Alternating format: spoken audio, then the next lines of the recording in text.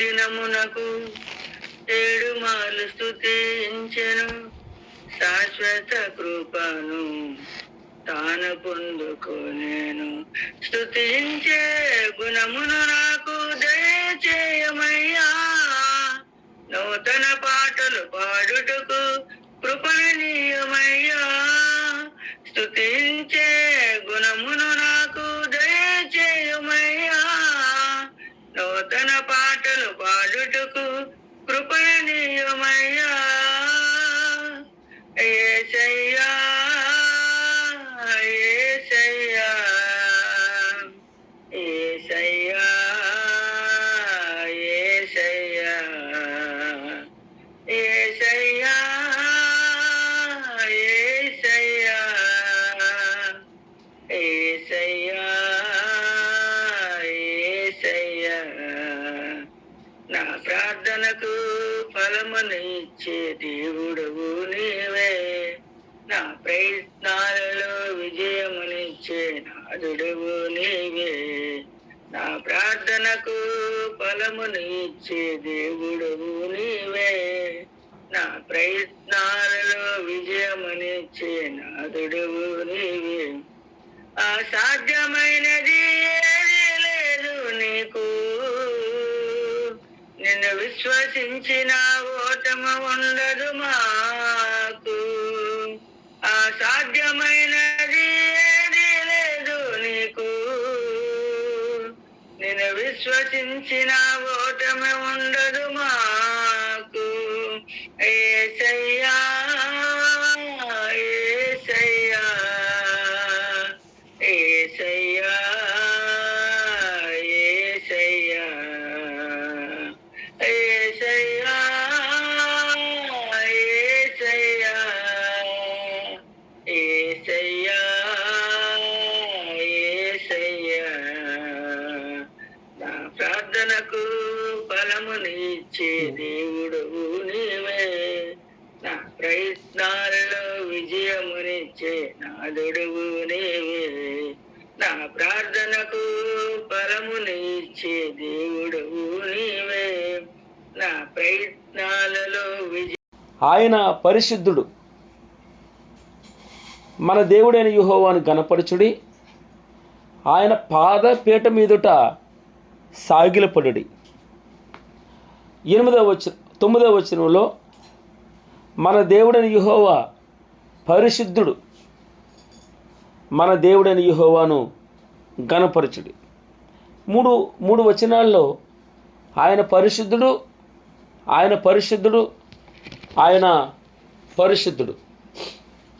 మనకు తెలుసు లేవీకాండం 11వ అధ్యాయము 44వ వచనంలో నేను మీ దేవుడైన యెహోవాను, నేను పరిశుద్ధుడని గనుక మీరు కూడా పరిశుద్ధులై ఉన్నట్లు మిమ్మల్ని మీరు పరిశుద్ధపరచుకోవాలి. మిమ్మల్ని మీరే పరిశుద్ధపరచుకోవాలి. ఆయన రక్తం ద్వారా ఎక్కడి నుంచి వచ్చారు వీరు ఇంత పరిశుద్ధంగా ఉన్నారేంటి?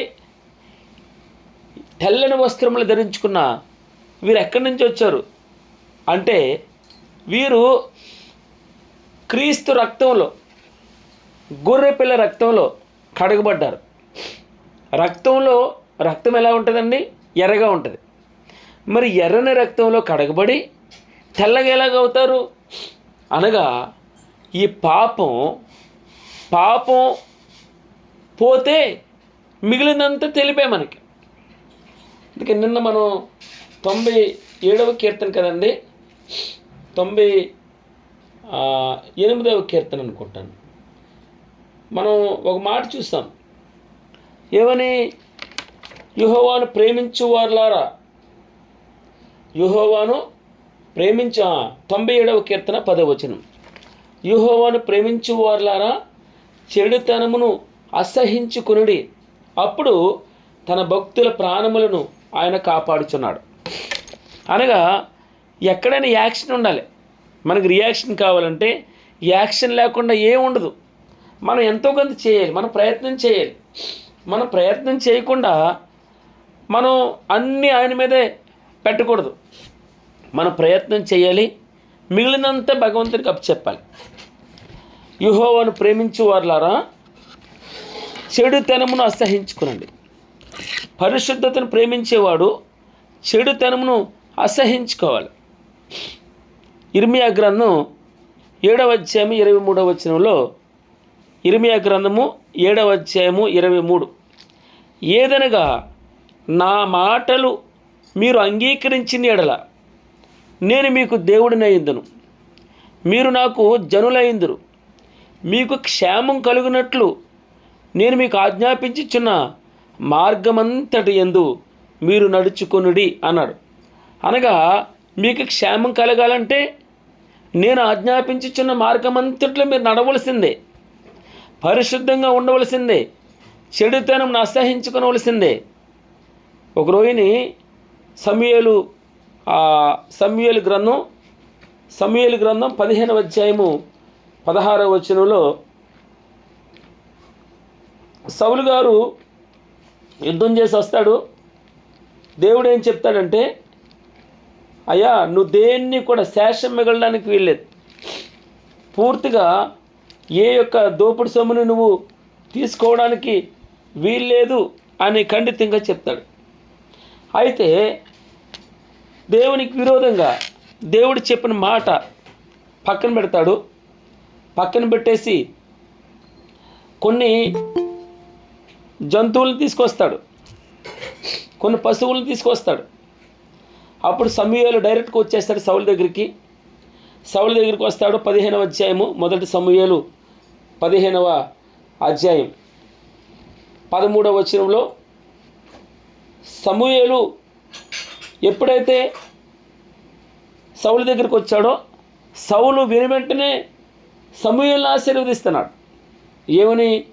13వ వచనంలో, యెహోవా వలన నీకు ఆశీర్వాదం కలుగును గాక, యెహోవా ఆజ్ఞను నేను నెరవేర్చాను అంటూ ఉన్నాడు. అబద్ధం చెప్తున్నాడు, దేవుని దగ్గర అబద్ధం చెప్తున్నాడు. నేను యెహోవా ఆజ్ఞను నెరవేర్చాను అన్నాడు. అప్పుడు సమూయేలు, అలాగైతే నాకు వినబడుచున్న గొర్రెల అరుపులను ఎడ్ల రంకులు ఎక్కడివి అని సమూయేలు అడుగుతున్నాడు. మనం దేవుని దగ్గర దాచిపెట్టలేమండి. మనం అనుకుంటాం నన్ను ఎవరు చూడలేదు, నేనేం చెప్పినా నడుస్తుందని చెప్పేసి. ఆ రోజుని అననీయ సప్పీరా వారిని ఎవరు చూశారండి? వారు చేసిన పాపం ఏంటి? ఇదిగో ఇంతకే అమ్మావా అన్నాడు పేతురు గారు. ఇంతకే అమ్మావా అన్నాడు.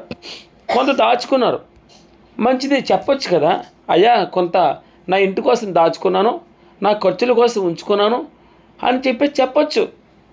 అది రిస్ట్రిక్షన్ ఏమీ లేదు. కానీ మామూలుగా అడుగుండొచ్చు. వారి యొక్క దేవునికి లోబడిన విధానాన్ని వారు పేతురు గమనిస్తూ ఉన్నాడు. దాన్ని బట్టి అడిగాడు అననీయ, ఇంతకే అమ్మావా భూమిని? ఇంతకే అమ్మాను అన్నాడు. పరిశుద్ధాత్మని ఎందుకు మోసం చేస్తున్నావు? ఎందుకు? నీ సొమ్ము నీ దగ్గర ఉంటుంది కదా, ఎందుకు ఆయన్ని దాపరికం పెడుతున్నావు, దాస్తున్నావు? యథార్థత ఎందుకు మిస్ అయ్యావు? పరిశుద్ధత ఎందుకు మిస్ అయ్యావు అని చెప్పేశాడు. అక్కడికక్కడే చచ్చిపోయాడు. తర్వాత తన భార్య వచ్చింది. తన భార్యని అడిగాడు, ఎంతకమ్మావమ్మా? ఇంతకే అమ్మానండి, కొట్టండి అని చెప్పేసి ఆమె చెప్పడం మనం చూస్తాం. ఆమె కూడా అక్కడే ఇంకా ఇదిగో నీ భర్తను పాతి పెట్టినటువంటి యవనస్తుల పాదాలు ఇంకా ఇక్కడ ఉన్నాయి, మోసుకుని వెళ్ళిపోండి అన్నాడు. మోసుకుని వెళ్ళిపోయారు. అనగా పరిశుద్ధాత్మ దేవుని ఎప్పుడు కూడా మనం మోసపుచ్చుకోకూడదు. ఆ రంకులు ఎక్కడివి?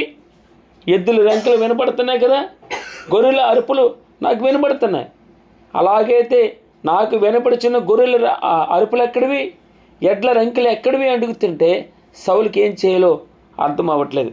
అప్పుడు సమూయేలు అంటాడు కదా, ఏదో చెప్పాలని ప్రయత్నం చేస్తున్నాడు. అయ్యా ఇదిగో అమాలేకుల యొద్ద నుండి జనులు వీటిని తీసుకొచ్చారు, నేను కాదు, ప్రజలు తీసుకొచ్చారు, సైనికులు తీసుకొచ్చారు, నేను తీసుకురాలేదంటూ అబద్ధం ఆడుతున్నాడు, బొంకు తిన్నాడు. ఏదో నీ దేవుడని యెహోవాకు బలులు అర్పించాలని గొర్రెల్లో మంచి ఎడ్లలో మంచి తీసుకుని వచ్చాడని చెప్పేసి ఏదో చెప్పాలని ప్రయత్నం చేస్తే అప్పుడు సమూయేలు అంటాడు కదా, సమూయేలు నువ్వు మాట్లాడ పని లేదు, చాలు, నువ్వు ఇంకేం మాట్లాడక్కర్లేదు, నువ్వేం ఆన్సర్ చేయక్కర్లేదు. యెహోవా రాత్రి నాతో సెలవిచ్చిన మాట నీకు తెలియజేస్తున్నాను, విను. నీ దృష్టికి నువ్వు అల్పుడుగా ఉన్నప్పుడు, నువ్వు ఎప్పుడు చిన్న స్థితిలో ఉన్నావు, ఎందుకు పనికిరాని స్థితిలో ఉన్నావు, తినడానికి తిండి లేనటువంటి సిచ్యువేషన్లో నిన్ను ఇశ్రాయేలు గోత్రాలన్నిటికీ శిరస్సుగా చేశాను, రాజుగా చేశాను, రాజుగా నేను చేశాను. తాను సెలవిచ్చిన ఆజ్ఞను ఒకడు గైకొనుట వలన యెహోవా సంతోషించినట్లు ఒకడు దహన బలులను అర్పించటం వలన సంతోషిస్తాడా? నీ నుంచి ఏం ఆశిస్తున్నాడు? భగవంతునికి నువ్వు పట్టుకొచ్చి దహన బలులు కావాలా, లేదా ఎడ్లు కావాలా, గొర్రెలు కావాలా, బలులు కావాలా? కాదు. ఆలోచించు. బలులు అర్పించుట కంటే ఆయన చెప్పిన మాట వినడం శ్రేష్టం కాదా? ఆయన ఆజ్ఞను గైకొనుటయు పొట్టేలు క్రొవ్వు అర్పించుట కంటే మాట వినుటయు శ్రేష్టం కాదా? పరిశుద్ధత అంటే ఏంటి?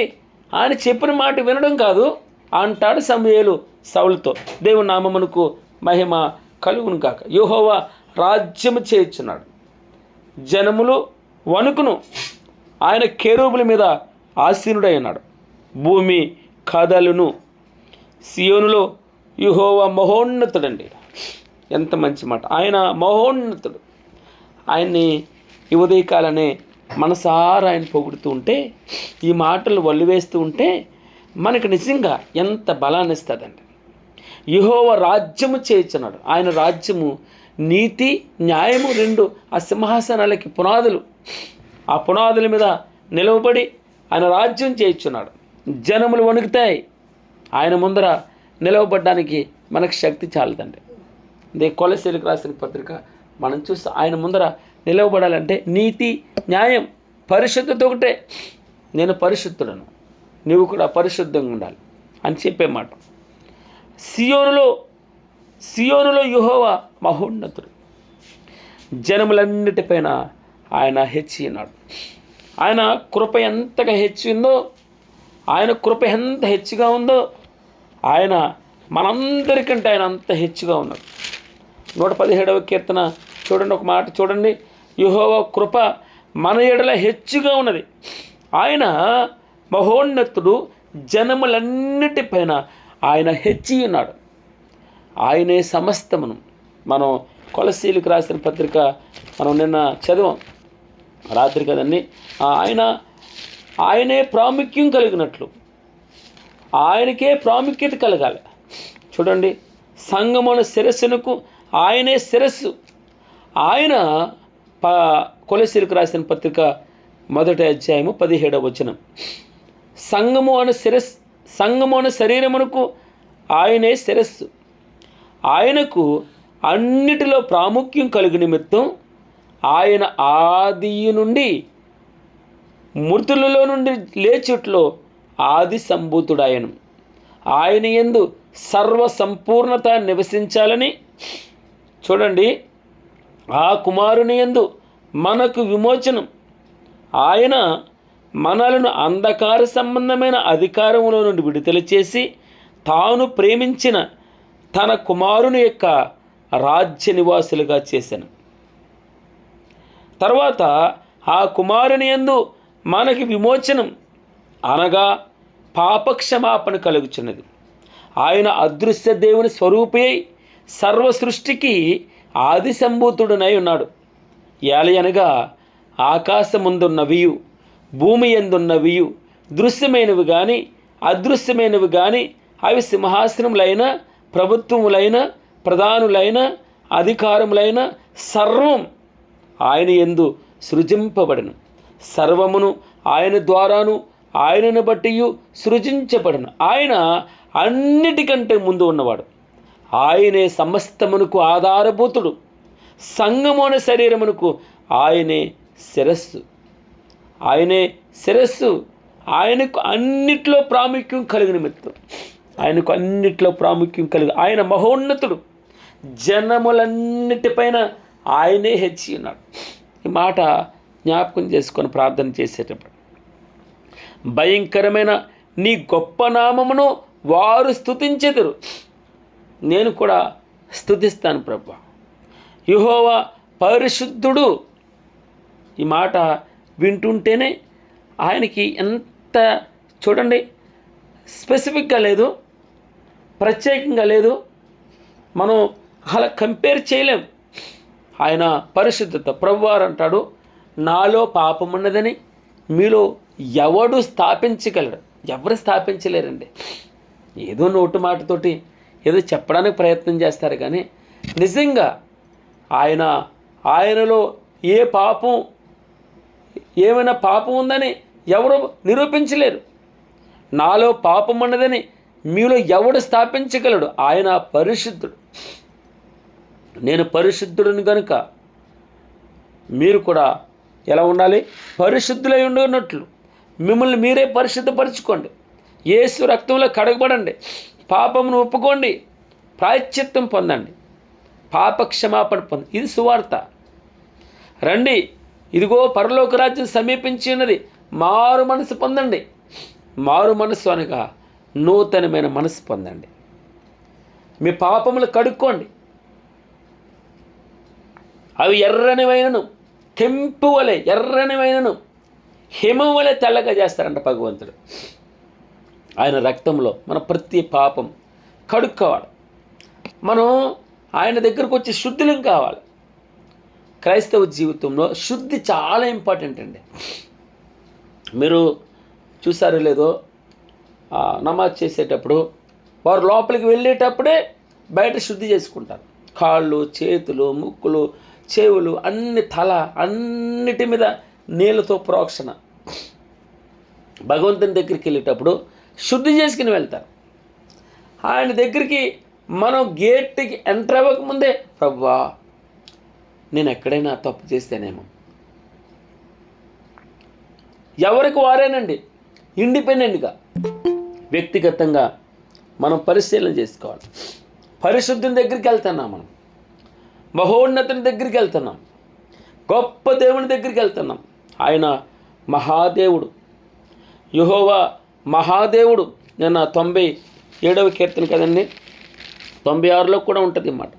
ఆయన మహోన్నతుడు, మహాదేవుడు, ఘనత ప్రభావములు ఆయన సన్నిధిని ఉన్నవి, బల సౌందర్యములు ఆయన దగ్గర ఉన్నాయి. యెహోవా మహాదేవుడు, యెహోవా మహత్యం గలవాడు. ఆయన అధిక స్తోత్రం పొందదగిన దేవుడు. ఆయన అధిక స్తోత్రం పొందదగిన దేవుడు. ఘనత ప్రభావములు ఆయన సన్నిధిని ఉన్నవి, బల సౌందర్యములు ఆయన దగ్గర ఉన్నాయమ్మా. అందుకే మనం ఆయన దగ్గరికి వెళ్ళేటప్పుడు శుద్ధులుగా వెళ్ళాలి. మనంతట మనం చేయలేము. ఇది పరిశుద్ధాత్మ దేవుడే మనల్ని పాపాన్ని ఒప్పింప చేయాలి. ఇది పాపం. అయ్యో నీకు విరోధంగా పాపం చేశాను, నన్ను క్షమించు. పరలోక రాజ్యానికి విరోధంగా, భగవంతునికి విరోధంగా మనం పాపం చేశాం. వెంటనే అక్కడే ఒప్పుకోవాలి. అక్కడే ప్రభువా నన్ను క్షమించు అని అనాలి. ఆయన దగ్గర ఒప్పుకోవాలి. పూర్వకాలంలో నేను విన్నాను, నాకు తెలియదు యాక్చువల్లీ, విన్న మాట మీకు చెప్తున్నాను. ఆర్సిఎం చర్చెస్లో ఎవరైనా పాపం చేస్తే ఆ పాపం పాస్టర్తో చెప్పాలట. ఆ పాస్టరు ప్రాయశ్చిత్త రేటు కడతాడట. ఈ పాపానికి ఇంత రేటు, ఈ పాపానికి ఇంత రేటుకు ఆ కానుక పెట్లు వేసి వెళ్ళిపో అని చెప్పేవారట. నేను చూడలేదు సుమా, వినడం మట్టుకి. అయితే మనం పాస్టర్లకు చెప్పకూడదు. పాస్టర్లకు చెప్తే వారు కూడా స్వార్థపరులే, వారు వేరే విధంగా ఉంటుంది. అంత సబ్జెక్టెడ్ టు క్యాషే, అంత డబ్బుమయమే. అందుకే మనం దైవజనునికి చెప్పక్కర్లేదు, మనం భగవంతునికి చెప్పాలి మన పాపాన్ని. వాడు కూడా మనిషే కదా, పాస్టర్ కూడా మనిషే కదా. మనం మనుషులకు చెప్పకూడదు, భగవంతునికి చెప్పాలి. మనం పరిశుద్ధులుగా కావాలంటే ఆయన రక్తం ఒకటే, మన కన్నీరు బొట్టు ఒకటే. అయ్యా నన్ను క్షమించుము, నేను పాపనను ఒప్పుకోవడం చాలా గొప్పదండి. క్రైస్తవ జీవితాల్లో పాపము పాపము పాపి పాపము అని చాలాసార్లు వినబడుతూ ఉంటాయి. ప్రాముఖ్యమైనది పాపము ఒప్పుకోడు, మారు మనసు మార్చుకోవడం, నూతన మనసు పొందడం. ఆయన నామం పేరిట ఇదిగో నేను పరిశుద్ధుడును అని నిశ్చయిత పొందిన తర్వాత బాప్తిస్మం, బాహ్యమైన నిదర్శనం. ఆయనతో పాతి పెట్టబడ్డం. మనం కొలసీలకు రాసిన పత్రిక 2వ అధ్యాయంలో చూస్తాం. ఆయనతో పాతి పెట్టబడ్డం, ఆయన ధరించుకుని తిరిగి లేవడం, పరిశుద్ధాత్మ అనే వరాన్ని పొందడం. మరలా పాపం జోలికి వెళ్ళినా పాపమును ఒప్పుకుంటూ ఒప్పింపజేస్తూ ఏది మంచో ఏది చెడో చెప్తాడు పరిశుద్ధాత్మ దేవుడు. వెళ్ళొద్దు, నీకు డైరెక్ట్గా 2 మనుషులు ఉంటారు, ఒకడు వెళ్ళమంటాడు, ఒకడు వెళ్ళొద్దు అంటాడు. నువ్వు గుర్తించుకో. ఎప్పుడైనా వెళ్ళొద్దు అని నీకు వినపడుతుందా స్వరం? పరిశుద్ధాత్మ దేవుడు ఇంకా నీలో ఉన్నాడని. తను ఏడిపించకూడదు. మనం పాపం చేస్తే, మొండిగా పాపం చేస్తే పరిశుద్ధాత్మ దేవుని దుఃఖపరిచినట్టు. దేనికైనా క్షమాపణ ఉంటుందేమో కానీ పరిశుద్ధాత్మ దేవుని దూషిస్తే పాప క్షమాపణ ఉండదు. అది వాక్యంలో వ్రాయబడిన మాట. అందుకే ఈ రోజున భయంకరమైన నీ గొప్ప నామమును వారు స్తుతించెదరు. స్తుతి ఎక్కడి నుంచి వస్తుందంటే మారు మనసు పొందినవాడు స్తుతి చేస్తాడు. మనసు మార్చుకున్నవాడు, పాపాన్ని త్యజించడానికి ఇష్టపడినవాడు భగవంతుని నోరారా స్తుతించడానికి ఇష్టపడతాడు. యెహోవా పరిశుద్ధుడు, యెహోవా పరిశుద్ధుడు. 6వ అధ్యాయం మనకు తెలుసు కదండి. యెహోవా పరిశుద్ధుడు, పరిశుద్ధుడు, పరిశుద్ధుడు, పరిశుద్ధుడని గాన ప్రతిగానాలు. గాన ప్రతిగానం అంటే ఒక ఆమె పాడుతూ ఉంటుంది, వారిని అనుసరించి ఒక 10 మంది. నిన్న సుశీలమ్మ గారు పాడారు పాట. వెనకాల నుంచి ఓ ఇంజనీర్లు ఉన్నారు, ఓ మెడికల్ చదివినటువంటి వారు ఉన్నారు. వారు ఆ తల్లిగారితో పాటు పాడుతున్నారు. చాలా సంతోషం అనిపించింది. భయంకరమైన నీ గొప్ప నామమును వారు స్తుతిస్తారు. యెహోవా పరిశుద్ధుడు, యెహోవా పరిశుద్ధుడు. యథార్థతను బట్టి నీవు న్యాయమును ప్రేమించు రాజును స్థిరపరిచున్నావు. యాకోబు సంతతి మధ్య నీవు నీతి న్యాయములను జరిగించున్నావు. యెషయా గ్రంథం 59:10 ఆయన పరిశుద్ధ బాహువు. 53వ అధ్యాయం 1వ వచనంలో ఆయన పరిశుద్ధ బాహువు, దక్షిణ హస్తం. ఆయన పేరే యేసుక్రీస్తు వారు. ఆయనే నీతి న్యాయమును ప్రేమించేవాడు. ఆయన అంటాడు, యేసుక్రీస్తు వారు అంటారు, మొదట నీతిని వెతకండి, 2 నా రాజ్యమును వెతకండి, మిగిలిన తర్వాత వాటంతట అవే నెట్టుకొస్తాయి, వాటంతట అవే గంటుకొస్తాయి. యాదృచ్ఛికంగా వచ్చి పడిపోతాయి. ఎలా వచ్చినాయో నీకు అర్థం కాదు, ఎలాగీ కార్యం జరిగిందో అర్థం కాదు, ఎలాగీ రోగం బాగుపడిందో అర్థం కాదు. దానంతట అదే. భగవంతుడు అనేకులు ప్రతి బాధ, ప్రతి సమస్య సూత్రం ఒకటే. ఆ సూత్రం ఆయన నీతిని, ఆయన రాజ్యాన్ని. మన కాన్సన్ట్రేషన్ అంతా ఆయన మీదే. కొలసీలకు రాసిన పత్రిక ధ్యానం చేస్తున్నాం కదా, అక్కడ అన్నిటి మీద ఆయనకే ప్రాముఖ్యత ఇవ్వాలి. ఆయన ఆది సంభూతుడు, ఆయన్నే మొదట పెట్టాలి, ఆయనకే ప్రయారిటీ ఇవ్వాలి. ఆ ఇంటికి అధిపతి అంటే ఆయన చెప్పిన మాటే వినాలి, ఆయన మాటకి విలువ ఉండాలి, ఆయన మాటే ఫైనల్ అవ్వాలి. మన జీవితాల్లో మనం ఏది కోరుకున్నా ఫలానది నాకు కావాలని నువ్వు అనుకుంటూ ఉంటే తప్పకుండా మొదట పరిశుద్ధతని వెతకడం అంటే ఆయనకి ప్రయారిటీ ఇవ్వడం, ఆయనకి మొదటి స్థానాన్ని ఇవ్వడం, ఆయన చెప్పినట్టు వినడం. భగవంతుడు అంటాడు కదా, ఇదిగో ఒకడు ఆజ్ఞను నెరవేర్స్తే చాలు, నాకు ఒకడు మాట వింటే చాలు. ఈ ఎడ్ల రంకెలు ఎక్కడి? ఏమన్నాడమ్మా? ఈ ఎడ్ల రంకెలు ఎక్కడివి? ఈ గొర్రెల ఈ అరుపులు ఎక్కడి? నాకు వినపట్లేదు అనుకున్నావా? దేవుని మోసం చేయలేం, మనం దేవుణ్ణి మోసం చేయలేం. ఆయనకు అన్నీ తెలుసు, హృదయాంతరంగములను ఎరిగినటువంటి దేవుడు. ఆయన మనం మోసపుచ్చలేం, ఆయనకు తెలియంది కాదు. ఆయన ఈ ఇంట్లో తలుపేసుకున్నా, తుప్పడు ముసుగు పెట్టుకుని ఉన్నా, దూరంగా ఉన్నా, వేరే దేశంలో ఉన్నా, నీ బంధువులు నీకు తెలిసిన వారు ఎవరూ లేకపోయినా ఆయన చూచే దేవుడు, ఆయన వినే దేవుడు. ఆయన కనులు లోకమంతటా దేవుని నామమునకు మహిమ కలుగును గాక. ఆయన రాజ్యానికి నీతి న్యాయముల పునాదులు, యథార్థత ఒకటే.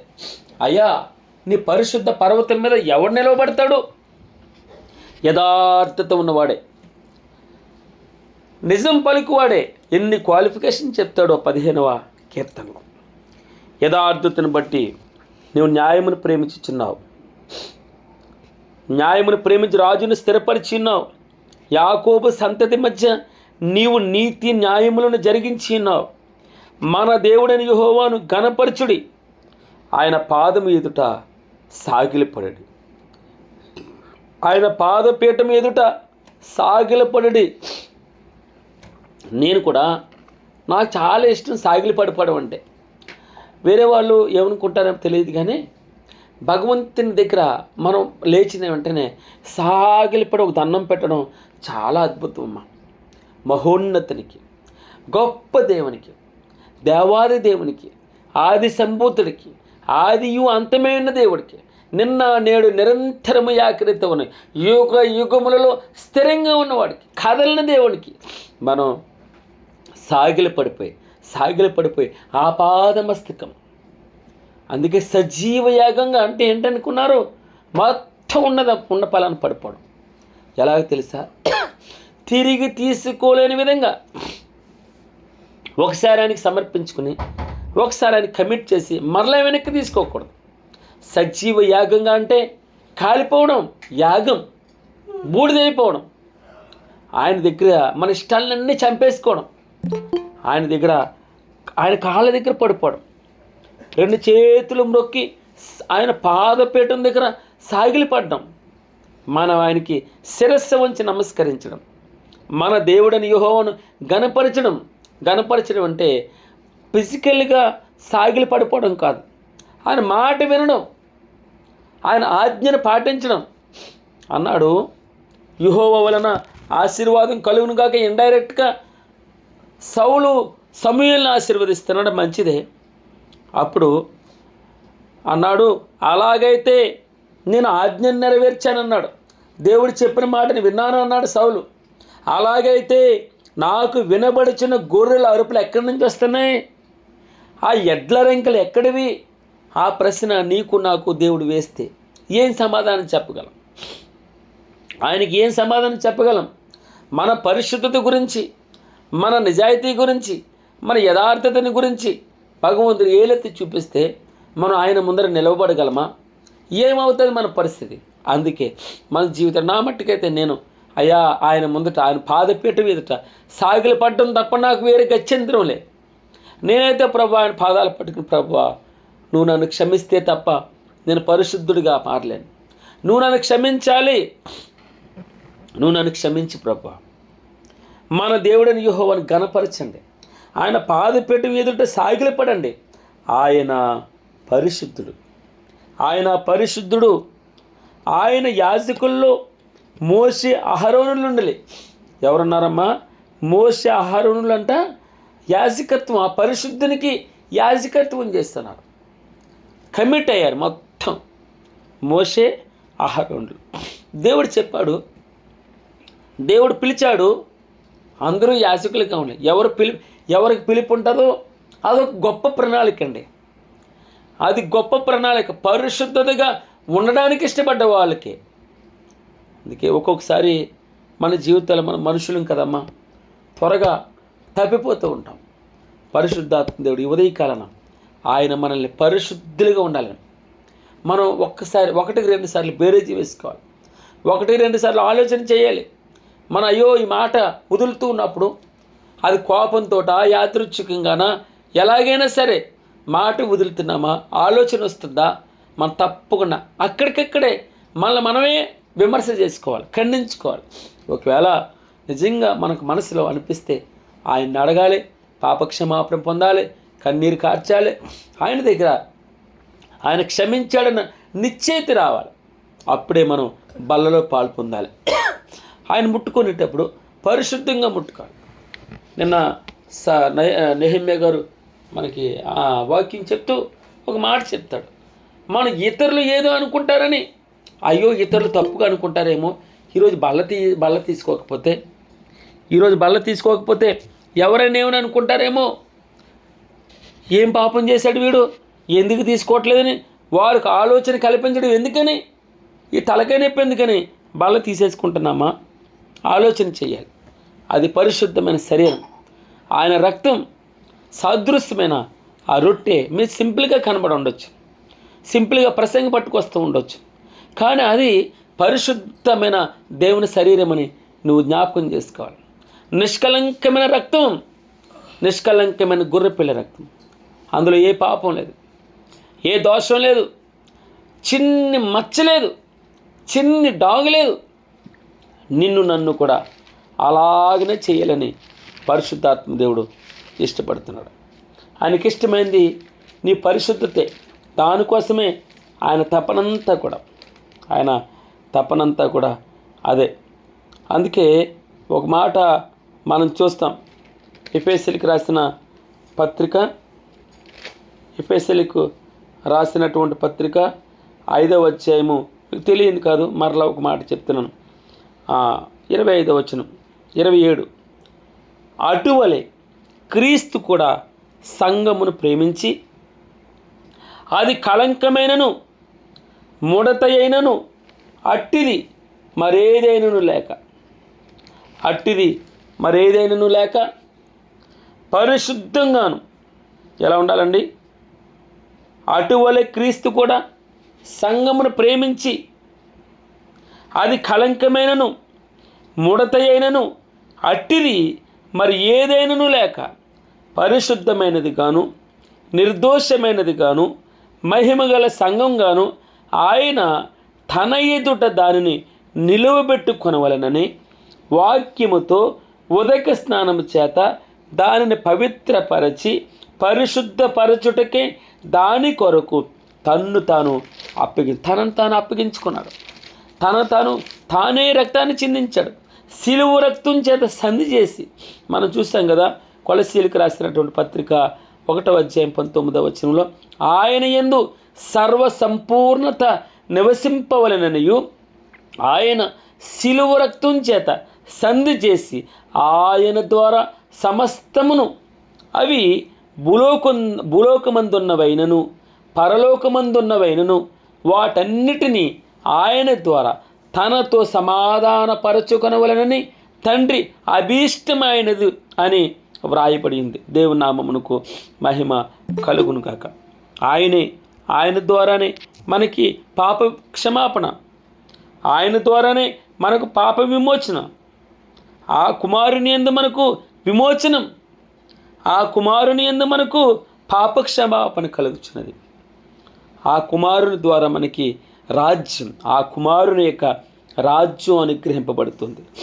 ఆ పునాది మీద కట్టబడిన వారే స్థిరంగా ఉండాలి. మీరు అటు ఇటు వెళ్ళకూడదు, పరిశుద్ధులుగా ఉండాలి. మీరు యాజకులు, మోషే యాజకులుగా ఉన్నారు. ప్రార్థన చేయవారిలో, ఆయన నామమును బట్టి ప్రార్థన చేయవారిలో సమూయేలు ఉన్నాడు. అహరోను మోషేని జ్ఞాపకం చేస్తున్నాడు పరిశుద్ధాత్మ దేవుడు. అలాగనే సమూయేల్ని ప్రార్థించేవారిలో, అయ్యో నేను ప్రార్థన చేయకపోతే పాపం చేసిన వాడిని అంటాడు సమూయేలు. ఎంత గొప్ప సంగతి! ఏమన్నాడు? అయ్యో నేను మీ నిమిత్తం ప్రార్థన చేయకపోతే పాపం చేసిన వాడిని. ఆ మాట నీకు నాకు కాదు. ఈరోజు ఉదయకాలన ఆలోచన చేయవలసింది, అవును ప్రభువా, నేను పాపం చేయకపోతే, నేను ప్రార్థన చేయకపోతే నేను పాపం చేసిన వాడిని అవుతాను. నేను ప్రార్థన చేయకపోతే, మీ నిమిత్తం నేను ప్రార్థన చేయకపోయిన యెడల పాపం చేసిన వాడిని అవుతాను. అందుకే మన భగవంతునికి ఎప్పుడు కూడా ప్రార్థన చేసే గుంపులో ఉండాలని భగవంతుడు ఇష్టపడుతున్నాడు. ఆయనకి ఆరాధన చేసే గుంపులో ఉండాలని. ఎక్కడ ఉండాలమ్మా? ఆరాధన చేసేవారుగా మనం ఉండాలి, ప్రార్థన చేసేవారుగా మనం ఉండాలని దేవుడు ఇష్టపడుతున్నాడు. మేఘ స్తంభముల నుండి ఆయన వారితో మాట్లాడెను, వారు ఆయన శాస్త్రములను అనుసరించి ఆయన తనకిచ్చిన కట్టడను వారు అనుసరించారు. గొప్ప విషయం అమ్మ. మాట వినుట శ్రేష్టం, ఆజ్ఞను అనుసరించుడు శ్రేష్టం. ఆయన పెద్ద పెద్ద కండిషన్స్ ఏం చెప్పట్లే. నా మాట వినండి, అంతే. నా మాట వినండి, నాకు లోబడి ఉండండి. అప్పుడు అపవాదిని ఎదిరిస్తారు, బాధలను ఎదిరిస్తారు, ఇబ్బందులను ఎదిరిస్తారు, అనారోగ్యాన్ని ఎదిరిస్తారు, ఆయాసాలను ఎదిరిస్తారు. చేయవలసిన సూత్రం ఆయనకి లోబడి ఉండాలి. లోబడి ఉండి ఆయన పరిశుద్ధుడు, నేను కూడా పరిశుద్ధంగా బ్రతకాలని ఆయన నీతిని, రాజ్యముని వెతకాలి. అనగా పరిశుద్ధతని వెతకడం. యెహోవా మా దేవా, నీవు వారికి ఉత్తరం ఇచ్చితివి, వారి క్రియలను బట్టి ప్రతీకారము చేయుచుని వారి విషయంలో నీవు పాపం పరిహరించు దేవుడవైతివి. స్తోత్రం ప్రభు. ఏమనుందమ్మా? యెహోవా మా దేవా, నీవు వారికి ఉత్తరమిచ్చితివి, వారి క్రియలను బట్టి ప్రతీకారము చేయుచుని వారి విషయంలో నీవు పాపమును పరిహరించువాడవైతివి. యెహోవా కృపగలవాడు, ఆయన వాత్సల్యత ఎడతెగక నిలిచినది. గనుక మనము నిర్మూలము కాకున్న వారము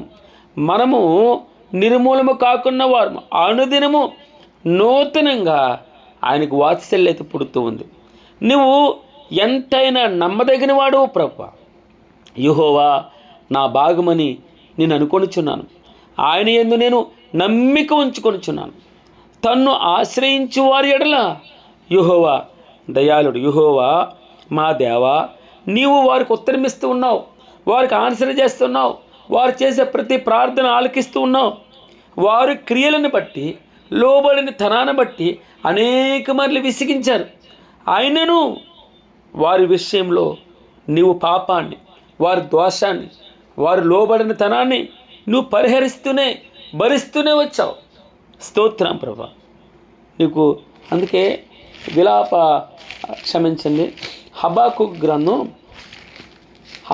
గ్రంథం 3వ అధ్యాయంలో ఒక మాట ఉంటుంది. ఎవరన్నా తీసి సహకరిస్తే మంచిది. కోపించుచునే ఏమన్నాడమ్మా? కోపించుచునే వాత్సల్యత. యెహోవా నిన్ను గూర్చిన వార్త విని నేను భయపడుచు ఉన్నాను. యెహోవా సంవత్సరములు జరుగుచుండగా నీ కార్యము నూతనపరచు ప్రభువా. సంవత్సరములు జరుగుచుండగా నీ కార్యము నూతనపరచుము. సంవత్సరములు జరుగుచుండగా దానిని తెలియజేయము. కోపించుచునే వాత్సల్యత జ్ఞాపకమునకు తెచ్చుకో ప్రభువా. ఏమన్నాడమ్మా? కోపించుచునే వాత్సల్యం. ప్రభువా తండ్రి బిడ్డల్ని ఏ విధంగా శిక్షించి మరలా పిలిచి, పోనీలేరా తీసుకెళ్ళు, 10 రూపాయలు తీసుకెళ్ళు అని ఏదో స్వీట్ పట్టుకొస్తాడు. వారిని దాన్ని ఏమంటారు, మెత్తని చేయడానికి, వారిని లాలన చేయడానికి మరలా బ్రతుములాడతాడు. కోపించుచునే వాత్సల్యత చూపించే దేవుడు. ఆయన కోపిస్తాడు, పాపమును ద్వేషిస్తాడు. పాపిని ప్రేమించేవాడు. ఎంత ఘోర పాపినైనా ఆయన త్రోసివేశాడు కాదు, రక్తంలో పొరలాడుతున్నాడు. ఎవడు దగ్గరికి వెళ్ళండి, బట్టు చుట్టేవాడు లేడు, ఉప్పు రాసేవాడు లేడు, పలకరించేవాడు లేరు, ఒంటరి అయిపోతాం మనం. భగవంతుడు మనల్ని 2 చేతులు ఆయన. అందుకని నీ ఇంటి తలుపు దగ్గర నిలబడి తలుపు కొడుతున్నాడు. నీ హృదయం అనే ఆలయం దగ్గర తలుపు కొడుతున్నాడు. తలుపు తీస్తావా? తలుపు తీస్తే ఆయన దగ్గర యెహోవాను ప్రేమించు వారులారా, చెడుతనమును అసహించుకోవాలి, చెడుతనమును గెంటి వేసుకోవాలి, పాపమును బయటికి గెంటేయాలి, వ్యభిచారాన్ని బయటికి గెంటేయాలి, దుర్మార్గతను బయటికి గెంటేయాలి, అబద్ధాన్ని బయటికి గెంటేయాలి, వదరబోతు మాటలు బయటికి గెంటేయాలి, ఇతరుల్ని సూటుపోటు మాటలనే తత్వాన్ని బయటికి గెంటేయాలి, ద్వేషాన్ని బయటికి, మత్సరాన్ని బయటికి వెళ్ళిపోవాలి, కోపతాపాలు బయటికి వెళ్ళాలి. అప్పుడు ప్రభువారు లోపలికి వస్తాడు. ఆయన పరిశుద్ధుడు. ఆయన మన ప్రతి పాపాన్ని పరిహరిస్తాడు. ఆయన మన ప్రతి దోషాన్ని తుడిచివేస్తాడు. మనకి కన్నీరు ఉండదు. ఇంకా పాపం ఉంటే కన్నీరు ఉంటుంది, పాపం ఉంటే నరకం ఉంటుంది, పాపం ఉంటే పురుగు చావదు, పాపం ఉంటే అగ్ని ఆరదు. పాపం ఎప్పుడైతే బయటికి వెళ్ళిందో ఆరోగ్యం ఉంటుంది, ఆయుష్ ఉంటుంది, ఆయుష్ పెరుగుతుంది.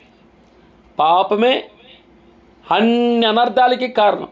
మనకు తెలియకుండా ఆయన మీద తిరుగుబాటు, మనకు తెలియకుండా ఆయన మీద మనం వెక్కసుగా కక్కేస్తాం.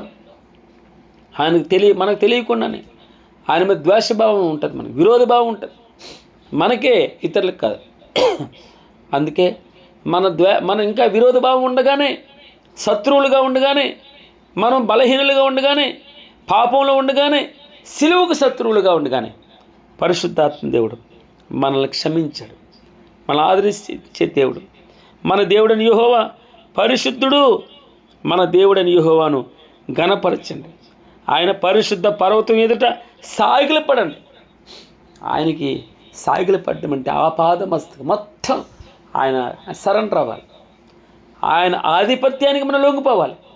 ఆయన చేతుల్లోకి వెళ్ళిపోవాలి. నువ్వు చెప్పినట్టు వింటానయ్యా, నీ మాట చెప్పిన ప్రవర్తిస్తాను అయ్యా. ఎవరు ప్రేమిస్తున్నారు నన్ను? నా మాటలు వినేవాడే కదా. ఆజ్ఞను వినడం కంటే ఆయన ప్రేమించడం ఇంకెక్కడండి? అదే ఆయన ప్రేమించటానుగా ఆయన మాటలు వినడం. ఆయన మాట వినుట శ్రేష్టం. ఆయన మాట వినేవారు శ్రేష్ఠులు. గొప్పగా నిన్ను దేవుడు చేస్తాడు. ఆయన మాట వింటే చాలు. ఇక భగవంతుడు యాకోబు పత్రికలో ఒక మాట అంటాడు చూడండి. యాకోబు రాసినటువంటి పత్రిక మీరు 22వ వచనం, మీరు వినువారు మాత్రమే ఉండి మిమ్మల్ని మీరు మోసపుచ్చుకొనకుండా వాక్య ప్రకారం ప్రవర్తించేవారై ఉండాలని ప్రభువారు ఇష్టపడుతున్నాడు. ఎవడైనను వాక్యముని వినివాడై ఉండి దాని ప్రకారం ప్రవర్తించిన వాడైతే వాడు అద్దంలో తన సహజ ముఖమును చూచుకుని వాడు బయటకు వెళ్ళిపోయిన తర్వాత నేను ఎలా ఉన్నానో మర్చిపోతాడు. వాక్యం చదువుతాడు, ప్రార్థన చేయడం చేస్తాడు, పాటలు పాడతాడు, ఆరాధన చేస్తాడు. బయటకు వెళ్ళిపోయి మళ్ళీ మనం మర్చిపోతాం. అయ్యో, నేను దేవునితో కమిట్మెంట్ అయ్యాను, దేవునితో నేను సజీవ యాగంగా ఆయన దగ్గర సాగిలు పడిపోయాను, ఆయనకు సరెండర్ అయ్యాను. సరెండర్ టు ఆల్ ఏమంటావు? ఒక మంచి పాట ఉంది కదా, సరెండర్ టు ఆల్. అన్నీ అప్పకి చెప్పానండి. ఇంక నేను లేను, ఇంకా ఆయన ధరించుకున్నాను. ఆయనే కనబడతాడు, నేను కనబడకూడదు. అహం చనిపోవాలి, నేనన్న భావం రానాకి వీల్లేదు. క్రీస్తే మనల్ని ప్రతిబింబించాలి. ఆయన మహిమే కనబడాలి, ఆయన రూపమే కనబడాలి. మీరు ఆయనలా మారాలి. యేసు క్రీస్తు వారి వలె ఉండాలని పిలువబడ్డాం మనం. క్రైస్తవులు అనగా క్రీస్తుని కలిగి ఉన్నవారు. క్రీస్తుని కలిగి ఉండి బైబిల్ కలిగి ఉన్నవారా? కాదు, క్రీస్తుని కలిగి ఉండడం. ప్రవర్తన, మాట, చేతులు ఇంకన్నీ క్రీస్తులా ఉండాలి. మనం ఏది మాట్లాడినా ఏది చేసినా తండ్రి చిత్త ప్రకారం, తండ్రి అభిష్టం నెరవేర్చాలి. తండ్రికి ఇష్టలుగా ఉండాలి, తండ్రికి కృతజ్ఞులమే ఉండాలి. తండ్రి నామానికి అవమానం తీసుకురాకుండా మనం తల్లిదండ్రులకి గౌరవాన్ని తీసుకురావాలి, భగవంతునికి గౌరవాన్ని తీసుకురావాలి, మన ఇంటి వారికి మంచి పేరు తీసుకురావాలి. మన చదువులో కానీ ఉద్యోగులను కష్టపడ్డమంటే దేనికోసం కష్టపడ్డమో తెలుసా? డబ్బులు వస్తాయండి, డబ్బులు ఆటోమేటిక్గా అయ్యే తనుకుని వస్తాయి. డబ్బులతో పాటు గౌరవం రావాలి, మంచి పేరు రావాలి. వీడు వినయం, వీడు ఎంత సాత్వికుడు, వీడు ఎంత నమ్మకస్తుడు. ఎపెప్రా ఏమన్నాడు? నమ్మకమైన క్రీస్తు పరిచారకుడు. ఎపప్రోదు నమ్మకమైన వాడు, చావునకు సిద్ధమై ఉన్నాడు.